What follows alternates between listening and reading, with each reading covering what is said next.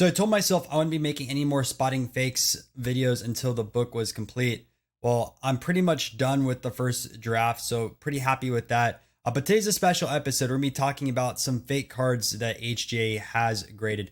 Now, I know they are a newer company out there, but I personally don't want to see cards in slabs that are fake because a lot of people have the belief that if a card is in a slab, it is real. And for grading, authentication is the most important thing. So today I'm going to go over two different cards that I found that were fake and then HGA's response at the end because I think their response is positive. So first I'm going to jump on my computer and show you these two fake cards. All right, so let's take a look at the cards. The first fake card was this Wayne Gretzky OPG rookie. Now, the first thing that stood out to me right away was the no dot on the left shoulder. So right over here, there should be a yellow dot. Now, a quick stipulation, just because it has a yellow dot does not mean this card is real. And also the Topps version of this card does not have a yellow dot. This is just the OPG. So one of the things that came across my mind when I first saw this image is maybe HGA mislabeled the card. Well, let's say you turn on the back of the card, you can see right here, it says OPG printed in Canada. So this is a confirmed fake. Now, there's a few other ways you can spot this fake. I have a full video detailing that on the channel, so make sure to take a look at that. I'm going to link it down below in the description. But the other is over here in the top left, there should be two dots as well. So there's three dots on the surface of this card that you need to be taking a look at. Another thing, if you have a loop nearby, you can take a look at the lettering and also the lines, and they should be solid across the card. The lines look a little pixelated. It could be the image itself.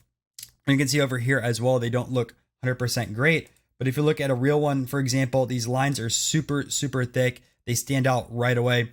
Again, also with this card too, it can be a little bit of lighting, but the color looks off as well. So I noticed that right away. So you can see the dot right there and then the two dots over here in the solid lettering. Again, I have a full video on this if you want to learn how to spot this fake OPG Wayne Gretzky card. Now, the other one that was fake as well is this Mario Lemieux. Now, this is a SGC version that is real.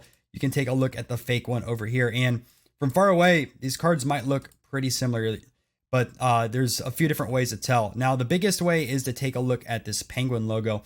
And from full view, it looks pretty close, right? You might say because of the lighting, it's off. But when you take a little bit of a closer look, you can tell right away. So I have two examples right over here. This is the fake one, and then this is the real one. So the things that stand out right away is the eye. So you can see how thick the eye is going across over here compared to a real one. The real one is very skinny. Eye is thick on here. Now the lines going across on the triangle, you can see how thin these are on the fake versus the real one, which is thick. Another thing to take a look at is some of the different lines on the penguin itself. You can see these are clearly defined and thicker lines, well printed. You can look over here that these are very, very skinny. Another thing that people are saying because of the lighting is this triangle color. Now, on all the fake ones, the triangle color does not match up. You can see over here the difference in the color as well. So 100% knew that this was a fake. People were saying there's a big difference between the Topps and OPG. And they are different cards, but I took examples from both a Topps from SGC right here and another one over here from the HGA. So that's how I tell from the penguin. Now there's a few other things to take a look at on this card. The C over here isn't fully bold on a fake one versus a real one. You can see it's just slightly thicker, but that's the difference between the two. The other one, like the Gretzky, the lines on these cards are solid. You can see it right here, well defined. These lines should not be spotty. Spotty means it's a low quality print. You can see on this one right here, which is fake, the lines are very, very spotty going across. It does not look good. Again, you can take a look at the picture itself. Just the colors are slightly off, but if you aren't familiar with the card, you would not know that. Now, this card does not feel correct if you see it in person.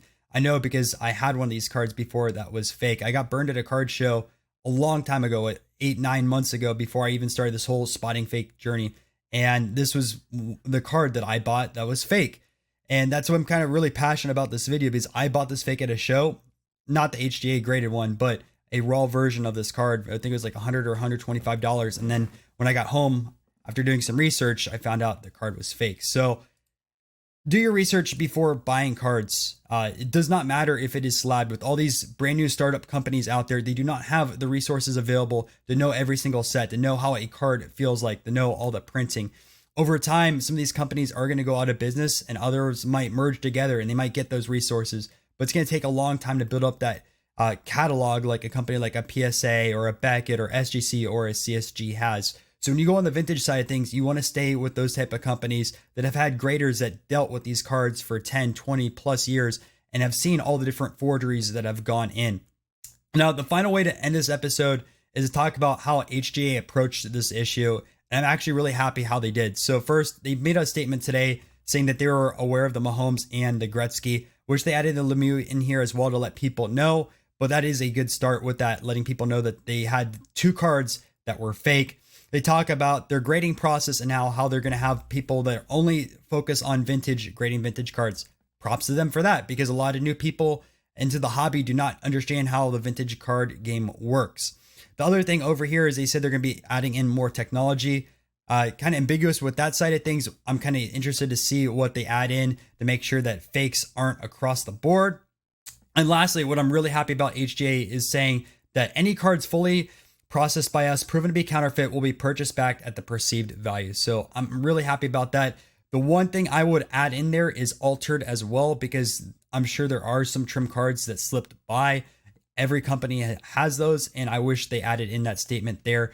But I'm happy that it's starting with the counterfeit cards. Maybe we can add in the alterations at the end. So these were the 2 fake cards, the Gretzky and the Mario Lemieux, that were fake. They're rated by HGA. HGA addressed the issue, and they said they're going to be buying back the cards. So the issue hopefully is going to be solved in the future. And if I see more cards out there in HGA slabs that are fakes, I'm going to be making more videos or posting them on Twitter. I hope you guys enjoy this video. If you did, make sure to leave a like and subscribe. And the normal PC video that I try to build out every Friday is going to be pushed back to tomorrow on Saturday. So make sure to check that out, because you're going to be seeing an awesome vintage wrestling collection.